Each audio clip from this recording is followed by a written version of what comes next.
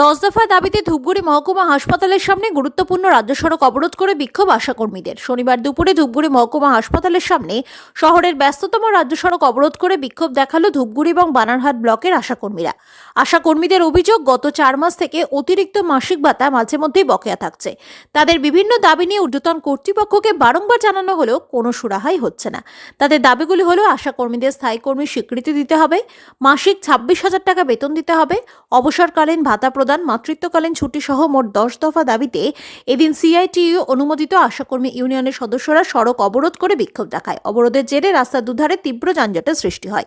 খবর পেয়ে ঘটনাস্থলে পৌঁছায় ধূপগুড়ি থানার আইসি অনিন্দ্য ভট্টাচার্য, ট্রাফিক ওসি সহ পুলিশ বাহিনী। পুলিশের হস্তক্ষেপে পরবর্তীতে অবরোধ তুলে নেয় বিক্ষোভকারীরা। अभी क्या करिए? धूपगुड़ी महकुमा अस्पताल से या तो आपका धरना बसेगा, क्या हो? धूपगुड़ी में जो आप कर रहा है, जो रोड में आप जो अवरोध किए थे, अभी की हॉस्पिटल में कर रहा है ये? हम लोग भी डेपुटेशन देंगे अभी जाके। अभी डेपुटेशन देंगे। अभी जो ये आप বিএলআই থেকে শুরু করে নিয়ে আমরা অক্টোবর থেকে দিয়ে আমাদের ইনসেন্টিভ এখনো বাকি। সেপ্টেম্বর, অক্টোবর, নভেম্বর এই নিয়ে ইনসেন্টিভ বাকি। টাকার পরিমাণটা কত?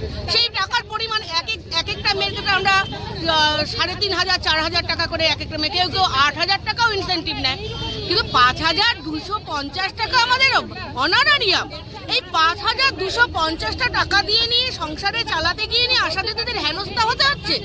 কিন্তু বকেয়া যে পারিশ্রমিকটা আমরা 20 to 21 পর্যন্ত আমরা সেটা দিয়ে নিই, আমাদের পরিশ্রমের টাকার ক্ষেত্রে নিয়ে এখন পর্যন্ত তারা সেটা দিতে অনীহা কেন?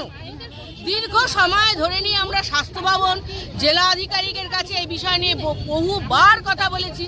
আমরা সেই জায়গাটার ক্ষেত্রে নিয়ে 26,000 টাকা বেতন, স্থায়ীকরণ, 10,000 টাকার পেনশন, বিভিন্ন ধরনের যে সরকারি স্কিমগুলো আছে সেন্ট্রাল গভর্নমেন্টের, সেই পলিসিগুলোর মধ্যে আমাদের প্রত্যেকবারের ক্ষেত্রে নিয়ে বলা হয় আপনি ইনক্লুডেড, পরবর্তী মাসে আবার চাওয়া হয় আপনি কোন বছরে সেটা। এগুলোর একটা রফা হওয়া উচিত। অনেক হয়ে গেল। এই সমস্ত দাবি দেওয়ার বিরুদ্ধে আজকের আমরা ডেপুটেশনগুলোর ক্ষেত্রে যখন আধিকারিকরাও সদুত্তর দিতে পারছেন না, আমাদের কাছে শেষ অস্ত্র এই অবরোধ কর্মসূচি, জাতীয় সড়ক অবরোধ। কতজন হবে আশা জেলায়? জেলায় 17,000। কি নাম বললেন আপনার? চুমকি দাস।